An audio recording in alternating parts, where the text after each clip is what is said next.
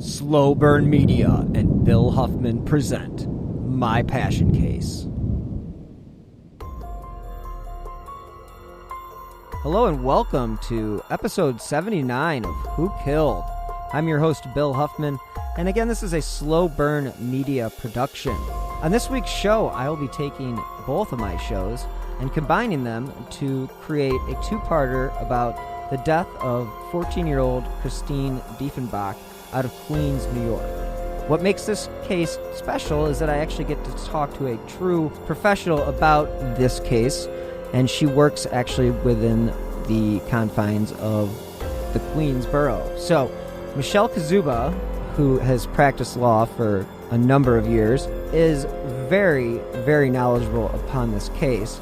She currently works in the financial crimes division in New York City, in Queens, I should say, and also been a part of the organization of the investigations for the missing. She does write-ups for them as well, and again, she is really knowledgeable about this case, and I really hope that you guys will take the time to listen to what she has to say, because it's not very often that we get to talk to lawyers about how these cases get put together, and especially cold cases that have not been solved for over 30 years. So join me this week as we explore who killed Christine Diefenbach with Michelle Kaszuba. This week's guest on My Passion Case is Michelle Kaszuba. Thank you so much for joining me, Michelle. How are you tonight? Not too bad. How are you doing? I'm doing all right. Give the listeners a little bit of a bio on what you are up to and what it is that makes you so much of a true crime, I guess, well, one, just writer and obviously your job. But you don't have to get into that too much because we'll just keep it real. Yes, so I have worked in public service for a district attorney's office since 2006. I spent 4 years as a paralegal while I went to law school at Hofstra Law on Long Island. And I was working for the Queens County District Attorney's Office as a paralegal while I was doing law school. So when I graduated, I became an assistant district attorney, and I worked for the County of Queens until the end of June of 2019, where I took a position as a senior ADA, assistant district attorney, at the Suffolk County District Attorney's Office here on Long Island. Oh, that's awesome. So I've, obviously interviewed Maggie about the Long Island serial killer. By chance have any involvement with investigating that case, do you? I don't. Right now I'm assigned to the Financial Investigations and Money Laundering Bureau. Oh, so I love that too, though. It's amazing how much that aspect of investigations of financial crimes dips into so many different other areas of crime, including homicides. So that's one of the reasons why I decided to go into it after my career as an assistant district attorney investigating homicides for Queens. After that came to an end, I decided to go into financial crimes. Well, that's very cool. I've always been I'm currently looking for a good corporate crime / murder. I think you might be the perfect resource in that department. But that's another conversation. Sometimes those cases are interesting because it's not so much of a clear-cut murder. A lot of times, one of the words that gets thrown around very liberally, I think, in the true crime community, and not for any reason other than, if you don't torture yourself with years upon years of law school and working in a DA's office, you might not come across this, but homicide is actually the definition. It defines everything. Homicide is actually the broad umbrella that any death by the hand of another falls under. So you're talking about a murder, you're talking about a manslaughter, a vehicular death, like a driving while intoxicated or driving while under the influence of drugs. That's one of those words that I feel like needs to be defined sometimes. And, coming on shows like yours helps me to hopefully help And I like it when it's real. People don't like overproduced shit, and I hate overproduced stuff. I mean, oh my god, Yeah. everything on. I mean, I was on ID, but at least they didn't overproduce me. That's all I'll say. Oh, we tuned into that. Good, I saw but there was some other dude, James Renner or something. yeah, Renner and I go Yeah, back, my we go buddy. back a decade or so. I'll tell you the story of how my boyfriend and I got Renner drunk in Manhattan and he Well, lost his. that's not difficult. Not difficult. So in your job, you obviously cover a lot of different, homicides and different versions of homicide. Give me your 2 cents on where that stuff is. So, one of the words that I hear used very liberally throughout the true crime community is the interchangeable homicide and murder. And what homicide actually legally means is death by the hand of another. So homicide is the big umbrella that has murder and manslaughter, which manslaughter is, you intend to seriously physically harm somebody, but instead cause their death. Vehicular cases where somebody is driving drunk or driving under the influence of drugs and hits a person or a car and causes their death. And sometimes there is homicide without any fault, such as an accident. You don't intend to cause the death of another person, or you're not acting recklessly, or you're not acting negligently, but you still you still cause the death of someone else. So there's a lot of different terms that fall under that umbrella, and it's something that in my investigations, in my history of working in investigations as an ADA, that I've come up against in a lot of different cases. Yeah, it's good that everybody understands the differences between those cases, between homicide and, murder and all that, that kind of stuff. And it is important. I think it really does set the tone for what people's expectations are when they're kind of listening to any of these sort of, I hate to call them stories, but they are stories. And so, anytime they listen to these, they need to know what they're listening to and understand what it is that they're actually listening to. It's like when Nick from True Crime Garage and I did the yogurt shop murders this past week. Well, it will be a few months past, but we did the yogurt shop murders, and we talked about how it was good to have like a map of what the store looked like, because it's much easier to understand what happened in the store if you have an idea of what the store format was like. And I think that's very important for the listeners, especially when it comes to understanding what homicide, murder, all that stuff means. One of the things that I do outside of work is I volunteer with Private Investigations for the Missing.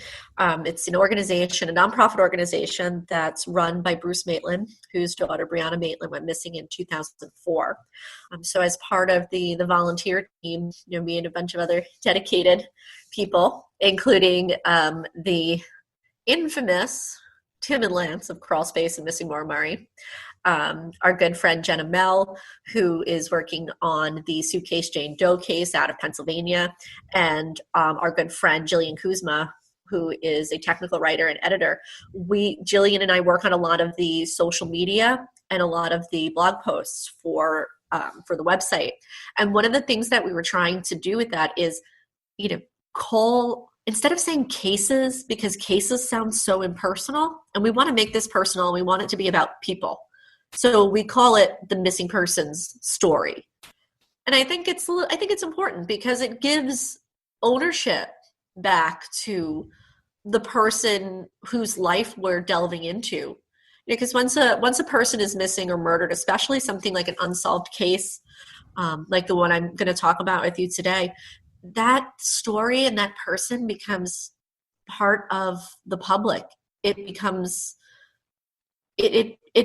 something that everybody gets to put a hand in, that everybody gets to have an opinion about because it's out there. And it's a double-edged sword because you want people to talk about these cases, especially the ones that you don't hear about all that often. But at the same time, every time somebody talks about it, the the missing or the murdered person loses a little bit of ownership of their story.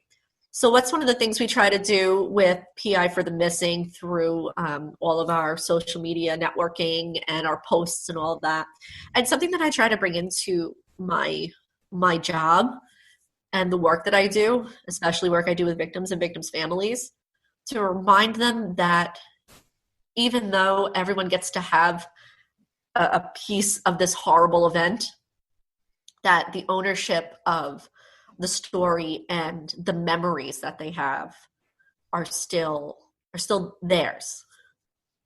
Yeah, I definitely agree with you on all those points, because I feel like a lot of these cases, in a lot of scenarios, so many times the victim is forgotten, and it's not that the victim's forgotten as much as it is like you said, becomes part of the story, but the story has been taken away from that victim and it's taken on a life of its own.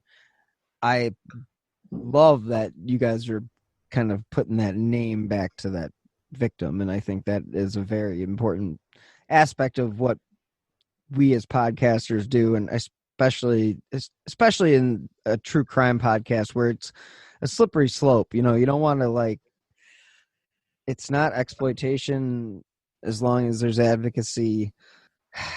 It's got to have balance. Yeah, you're walking a fine line. Yeah, and it's like you want to get the right stories out there. And with that being said, what story and what case is Michelle the most passionate about? So this is the story of a murder, a cold case murder that I investigated while I worked at the Queens County District Attorney's Office. And it is the murder of Christine Diefenbach from Richmond Hill, Queens. So to give you an idea of how me, a lawyer, got involved in cold cases. So when I started working as an assistant district attorney in Queens County, I was transferred out of misdemeanor court, which is where everybody starts. You kind of cut your teeth on all the petty larcenies and the simple assault cases. And I went into a specialized unit called the Homicide Investigations Bureau. Homicide Investigations was made up of about 5 to 7 assistant district attorneys who worked alongside the New York City Police Department, the Queens County Homicide Squad, and the actual squad detectives from all the precincts that make up the county. So one of the things that's interesting about Queens is that we're one of the only boroughs or district attorney's offices in the area that actually had something like that. And the goal was, as an ADA, we're working alongside the detectives to make sure that the cases that we were building were solid evidentiary-wise and also constitutionally. So anytime something had to be done, like a search warrant or any kind of legal process like a subpoena or like a trap and trace to follow somebody's phone, we did that. The ADAs did it alongside the police department. And we also, we gave them pointers on, when you can, especially in New York, and this is probably one of the hardest things to learn in New York is right to counsel law. So there would be a lot of, discussion about, can you interview this person? Can you not interview this person? Did they invoke their right to counsel? Things like that. And we would process the arrest alongside them. So that way, it would really become like these different case files would become like a real part of us. So while I was there, I was always very interested in cold cases. And when I was in law school, I picked up this book called The Restless Sleep by Stacey Horn. And I read it probably like 2 or 3 times before I made it to Homicide Investigations Bureau. And that's a huge feat considering how much reading you have to do for law school. And there is a case that was profiled in there, and it was Christine's story. So I was familiar with her name, and I was familiar with her story. And sometime around, I gotta think it was like 2014-ish, maybe. I noticed as I would be walking back and forth through our office, there was all these like dusty old boxes that were up on top of these big, like those industrial filing cabinets. Yeah. And I saw there was a name written on it, like really sloppy. And I would walk by just, every single day. And then like it wasn't clicking for that second. Like where did I see this? Where did I see this from? And then finally I looked at it one day and it dawned on me. I was like, oh, the box is Diefenbach. And then I was like, oh, the book. Oh, the case. Oh, shit. So I waited till everybody went home on like a Friday night, because this is how I would spend my Friday nights. And I grabbed a chair and I got this big dusty box off of the top of this filing cabinet, and brought it down to my office and started reading. And in the box was copies of, all the police reports chronicling the story of what happened to this girl. Did you stay there all night? I stayed there for a good amount of time. It wasn't all night, but it was definitely past a point where most people would stay at the office on a Friday night. Gotcha. So basically, where's this case stand, or how does this case get started?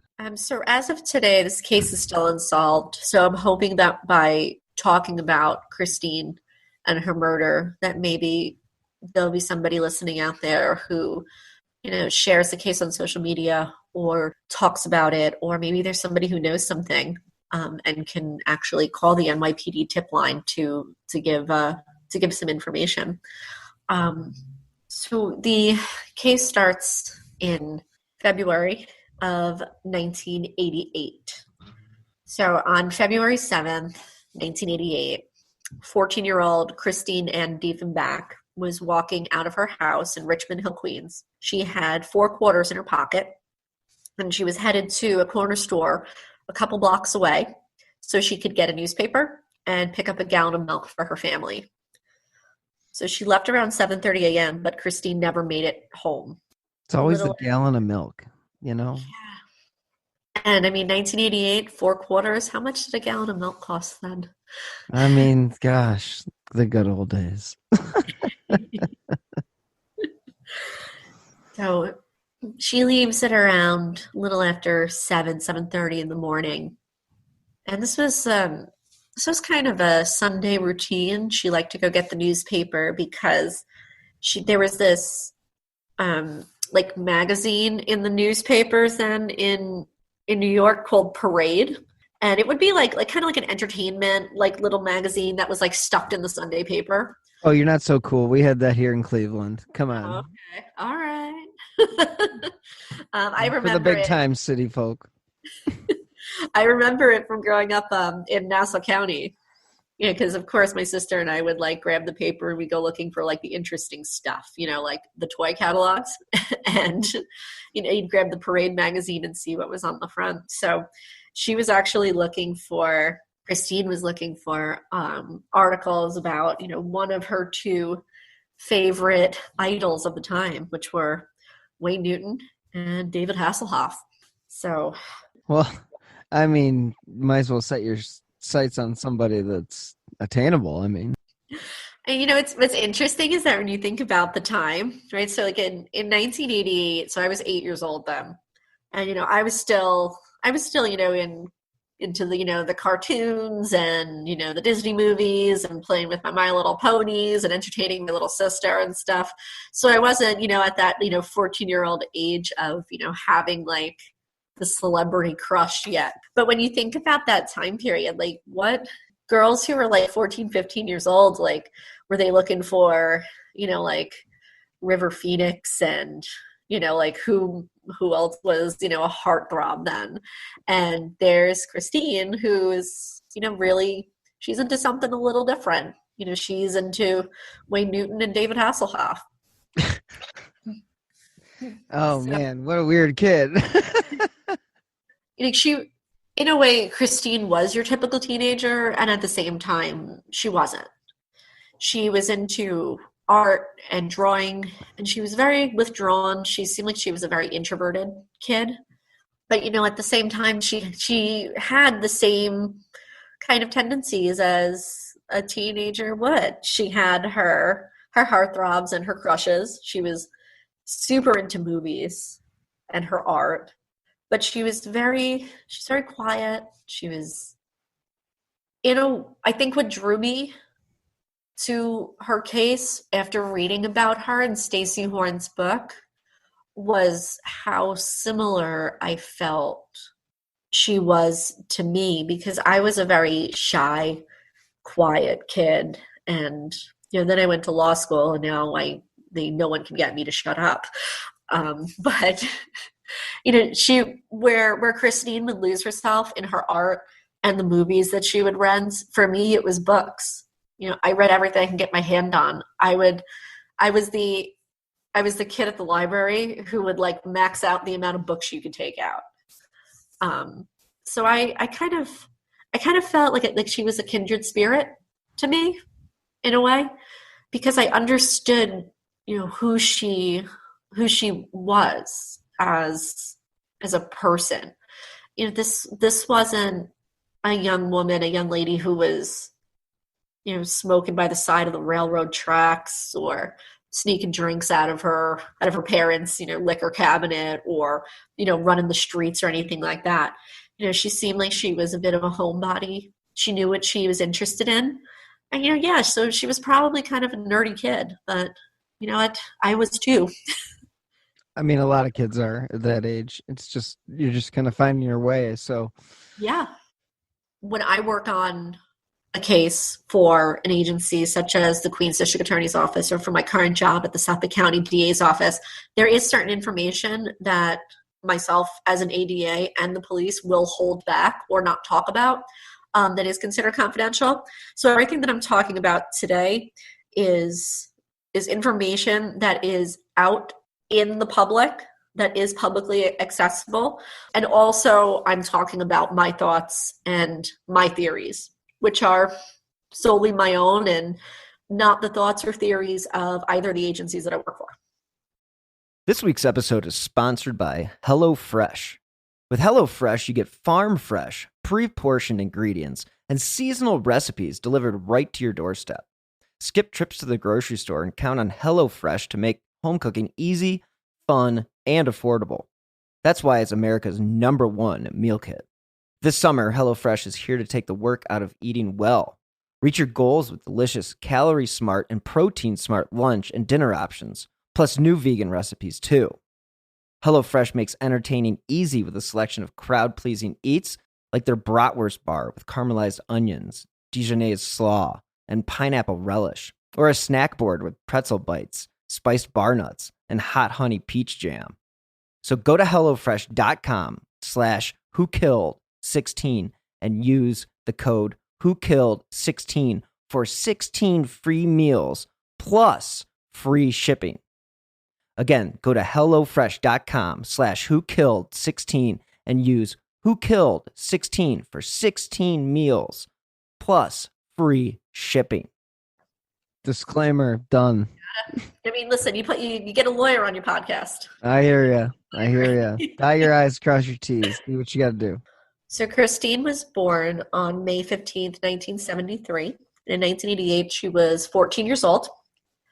She was in 9th grade, and she went to a local intermediate school, a public school. So her family lived in Richmond Hill, which is part of the borough of Queens. So, as most people know, but I'll say it anyway, New York City is made up of 5 boroughs. Queens is one of them. And Richmond Hill, it's a little bit closer to like the Nassau County, Long Island border.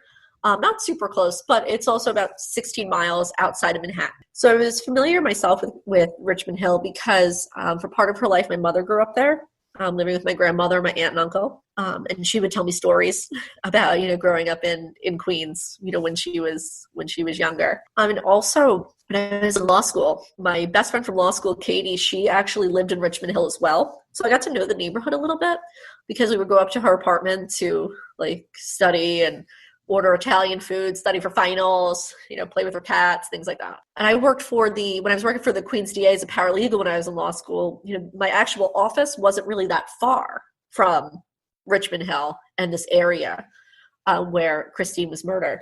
So going back to 1988, it was kind of a rough time in the boroughs of New York. So Richmond Hill itself was kind of like a working class, like regular person neighborhood.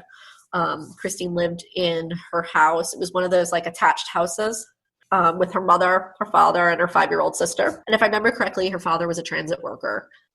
So they were just your regular, average middle-class family. So what she would do on Sunday mornings was she would, grab some money, take a walk to the corner store that was about like a couple blocks, 2 to 3 blocks away from her house. And she would get a newspaper with the Parade magazine. She was also asked by her parents on this particular day to pick up a gallon of milk. So when Christine would leave her house, she had 2 choices of which way she could go to get to the corner store. So one, she could walk all the way around the block down 89th and head up the couple blocks to the corner store, or she could take the shortcut across the Long Island Railroad tracks. So the Long Island Railroad tracks that were near her house were, and just for anybody who's unfamiliar, unlike myself who spent many a day on the Long Island Railroad, it's a public transit system that runs from Manhattan and Brooklyn all the way to the east end of Long Island. Trains constantly running. Trains constantly running. On time? Sometimes. Touché. So this area actually wasn't an active train station. It was more of a train yard. And there was a lot of trains that were out of service or that needed repairs and things like that that were in this like train yard, like maintenance facility.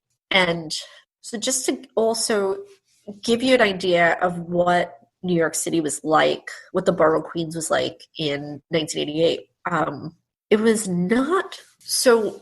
Was it like the Warriors? There were definitely parts of the city in the mid 80s to early 90s that you could not go into. It was rather dangerous. If you ever see like the stock footage of like the subway cars with the graffiti. Oh yeah. Yeah, they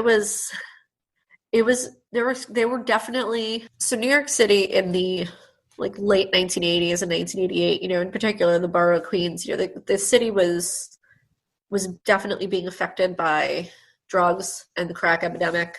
Mm-hmm. There were parts of the city, parts of the borough that were not, particularly welcoming to, a young lady like Christine or even to tourists, just because they were downright dangerous. Right. So you have this rail yard that's right around the corner from her house with these abandoned train cars. And it was known around the neighborhood that, you'd have, homeless people or people who were looking for, a quiet place to use drugs. Okay, so this Long Island Railroad train yard that was right around the block from Christine's house. So, as I said before, like there's a lot of train cars in there that weren't being used. So you would have, people who were homeless, who didn't have another place to go, would camp out over there. You'd have, people with, drug dependency and alcohol dependency, going to, leaving their home, leaving a bar, leaving someplace to go up to this area because to them it was a safe place to use. Mm-hmm.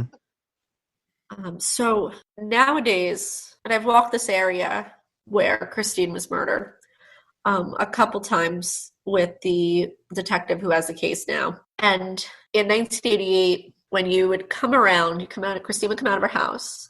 She could make a right, go around the block, and come down 89th Avenue. And as she's coming down 89th Avenue, on her right would be this like rickety old wooden staircase. And the staircase would lead up to the railroad tracks. And from there, you could cross over the, different intersecting railroad tracks and come down on the other side. And she would be closer to the corner store. Mm. Interviews and, police interviews done with her father, John, he says he told her many, many times, don't go up there. Don't use the shortcut. If you want a ride, I'll give you a ride. So I don't exactly know if she used the shortcut. There's some reports that she had used the shortcut before. There's other reports that she hadn't. Either way, she never makes it to the corner store on February 7th, 1988. It's around 12:30, 12:45 p.m. that two men who had gone up by the railroad tracks to relieve themselves literally stumbled across Christine's body. Everybody's worst fear. Yeah. And, having worked in the homicide unit for Queens DA I did it for about 4.5 years. I've seen a lot of death scenes. I've been to a lot of crime scenes. And seeing the crime scene photos of Christine's murder was heartbreaking. Working in homicide, there's a lot of compartmentalization that goes on because at the end of the day, it's a job. And if you're going to be going to crime scenes and if you're going to be seeing certain things, you have to pack it in a box and kind of put it away in the back of your mind so you can do your job. Right. But there was something about the photos, the crime scene photos, that really, I couldn't compartmentalize it. It was just, maybe because the more I learned about her, I felt more like a kindred spirit to her, or because she seemed so young and innocent that it's so undeserving of the brutality that had been exacted upon her that it really, I was upset, I was angry, I still am, that someone could do what they did to this poor young lady. So these two men come across her body, they run down the steps, and they call 911. So when the police get there, this is what they see. You have an area that is, even in February, it's cold, but there's still like a lot of like brush and trees and stuff, like overgrowth that's up there by the tracks. On one side, there's the signal box for the railroad, and about 25 feet away from the signal box was Christine's body, and she's laying face up, and there is litter and garbage and stuff just everywhere. And her clothes are in disarray, and one side of her head is just completely obliterated. So her cause of death was blunt force trauma to the head. That was so severe that it caused bleeding on her brain. So this 14-year-old girl who doesn't come home after going for a routine short walk to the corner store. Her father, after a while, Father John, is like, I don't understand why Christina hasn't come home. He sets out around the neighborhood looking for her. And as he's driving towards 89th, he sees the police cars and the yellow tape. And he goes up to the police officer and they ask him if he had a picture of his daughter. And just stop and think what that must feel like. That poor man, he went and got a picture of his daughter and they confirmed that it was her. A few other notes about the crime scene. There wasn't a weapon or an apparent weapon found at the scene. There's a lot of garbage, there was a lot of litter, there's a lot of debris, but they didn't find anything that you would expect to have caused like the catastrophic injuries to her head. The money for her errand, the 4 quarters, were still in her pocket. So I believe that she never made it to the corner store. And that whatever happened very soon after she left her house. Later, semen was also found on her pants leg, and there was one foreign hair that was found near her vaginal area. So the theory or the thoughts have been that person was trying to sexually assault her. Her assailant was trying to sexually assault her, but didn't or couldn't fully complete the act. Now, do you think he got interrupted, or? I err on the side of, and my opinion more is that he couldn't do it, because the amount of damage that was done to her head was so severe. To me, it didn't look like 2 or 3 kicks or stomps or being hit with a baseball bat 2 times, or I don't know. But it looked to me severe enough that someone would have had to spend a Okay, so my question was, do you think he was interrupted in the middle of trying to perform some sort of deviant act on Christine? My mind goes to no. Only because the injuries to the side of her head and what was done to her that ultimately killed her, it wasn't something that was going to take. That was something that wasn't going to take like a couple kicks or a couple blows. That had to take time. I think this was more of a situation where the assailant couldn't complete the deviant sexual act and took out his frustration on Christine instead. That makes sense too. I mean, I could see that being. I mean, it's not the first time that that's ever come up in a case where a person can't perform, so therefore they take out their anger on the victim or Yeah. person who becomes a victim. So I guess you can't rule that out. She was pretty beat up. Yeah. It was very, very bad. It was definitely up there with some of the worst crime scene photos that I've seen or scenes that I've been to myself. How long after the discovery of the body, but searchers and stuff able to get to her and then get her to the coroner, and were they able to get any DNA out of her, or? So everything actually happened rather quickly. So she leaves the house a little after 7:30. I believe that she was attacked very soon thereafter.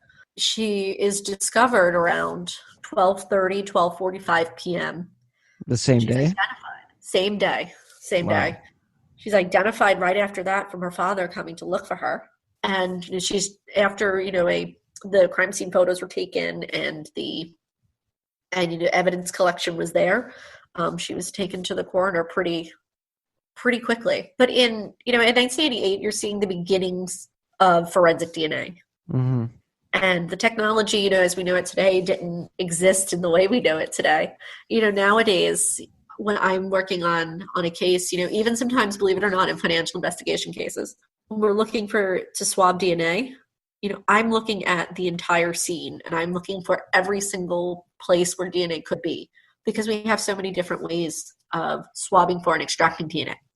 For instance, you have someone who was stabbed. You want to look for any blood pattern or anything that could have that could be the assailant having cut themselves. If someone is strangled, you want to be able to swab the neck or get the fingernails to see if there's any DNA or skin cells underneath the fingernails. With low copy DNA, you can take a swab of someone's neck and you might be able to get something. But the DNA does have its limitations, especially on old cases, because back in the 70s, 80s, even 90s, we weren't, crime scenes weren't processed the same way. Evidence wasn't collected the same way, and it wasn't stored the same way. And sometimes evidence gets lost, or it's mishandled, or it's just not packaged correctly, just because nobody knew how valuable it was going to be 30 years into the future. Yeah, I mean, nobody knows what the future is going to hold for what samples. It's like, what are you going to do? Bag up everything and then put it all in a freezer? I mean, I know that's what you do now, or something along those lines now, but still, it's like you're kind of, in 88, you really didn't have any idea what the hell you were talking about. I mean, at least in cases that I've covered, it was like finding a needle in a needle in a haystack. Yeah, and also it's not just the newness of the DNA and how to actually process a scene and collect evidence. It was also that in New York City at that time, you were having like each borough out of the 5 boroughs was having I don't know, like upwards of like 1,500 to 2,000 homicides. Each borough. That is a lot. No, let me take that back. Hold on, I think my stats are wrong. Let me go back to my notes. I was gonna say that's sick. That's like 7,500 murders. I don't know if they had that many murders. No. Police stand by. No, this was The El Juarez. entire city was obliterated. There's literally nothing left. Kurt Russell was in charge. It was the Warriors. Okay. Aside from not knowing about or understanding or having DNA and forensics being in constant use like we have today, you also have a really big city, New York City, having, definitely over 1,000 to 2,000 murders within the entirety of the city. And that's a lot. And to put it in perspective, like when I first came into homicide, 2012 going into 2013, I think we had 120 homicides in Queens for the year. And when I was transferred in about 2016, I think there was only 85 by the time I was transferred. Wow. So that's a really, really low number compared to the crimes and the types of street level crimes, especially, gunpoint robberies, shootings, things like that, that were occurring in the city at that time. So Christine's murder was definitely something that was out of the ordinary because it was a 14-year-old girl who had no affiliation with drug culture or gangs or, coming from, a background where, that was, something that she would do. She wasn't running the street. She wasn't. No, she was the definition of an innocent bystander. Yeah, she was an innocent victim and probably, one of the purest of innocent victims. She's a 14-year-old girl who likes horses and to draw. All girls like horses and like to draw, but this is, yes, it's an absolute tragedy. Has there been any movement on suspects? When the investigation was full bore, did they have anything that they were hot on the trail of that they just couldn't connect the dots to? So, given that this was the murder of a 14-year-old girl, it was all hands on deck. Yep. In February 88. And for days upon days, you had, and I remember from reading the police reports and the paperwork, you had detectives and officers from like all these different agencies. You had the homicide squad, you had the 102 precinct detective squad, you had Long Island Railroad detectives who were their own separate unit. They were running down every single lead. They were talking to every person they can get their hands on once, twice, and again. But nothing. No one saw anything. Nobody saw anything that led to a credible suspect, I can say. And then all of these resources that were going towards the investigation into Christine's murder. So every resource that had been used for the investigation into Christine's murder was diverted on February 26, 1988, which is a day that anybody who lived and worked in Queens for any period of time remembers as the day that police officer Edward Byrne was killed. This was an event that occurred on February 26, 1988.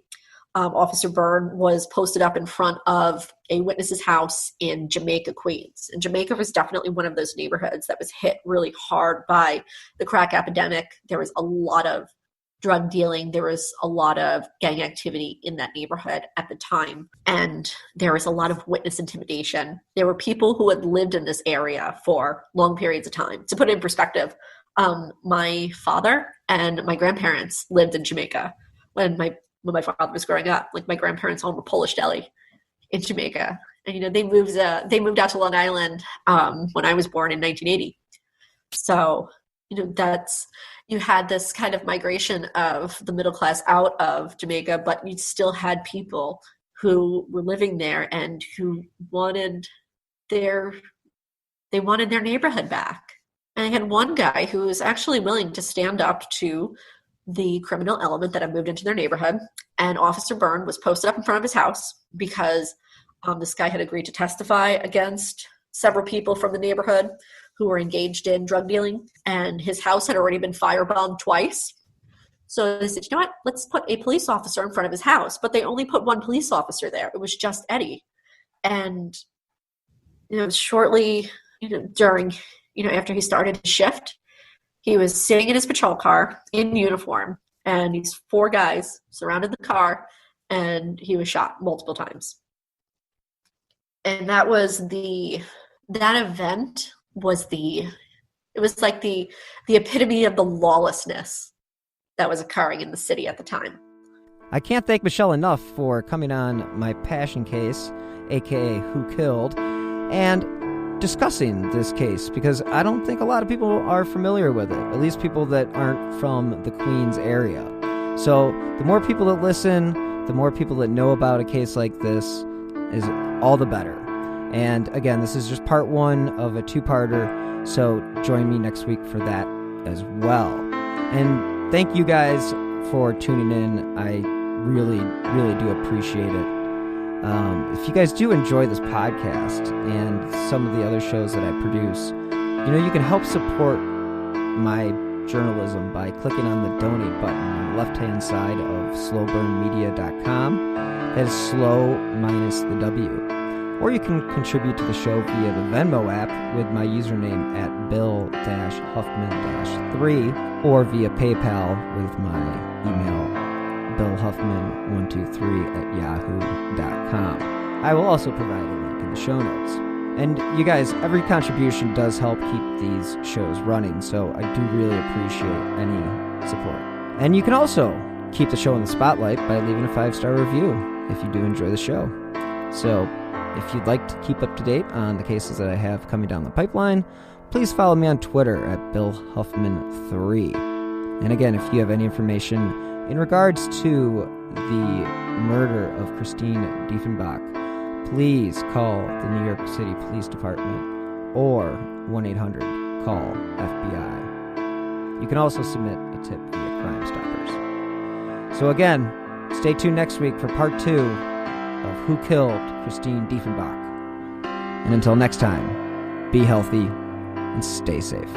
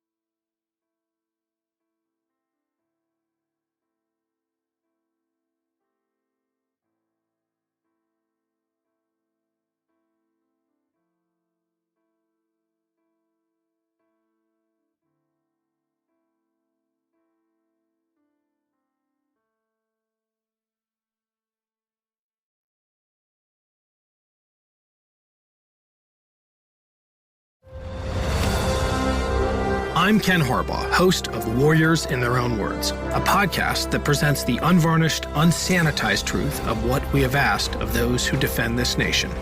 As a country, we need these stories more than ever. Stories from Americans who have borne the battle, including 30-year-old remastered interviews with veterans from World War I recounting their time in the trenches of Europe, and with veterans from World War II, Korea, Vietnam, and from our most recent conflicts in Iraq, Afghanistan, and other battlefields Americans may never have heard of. Hear their stories by listening to Warriors in Their Own Words wherever you find podcasts.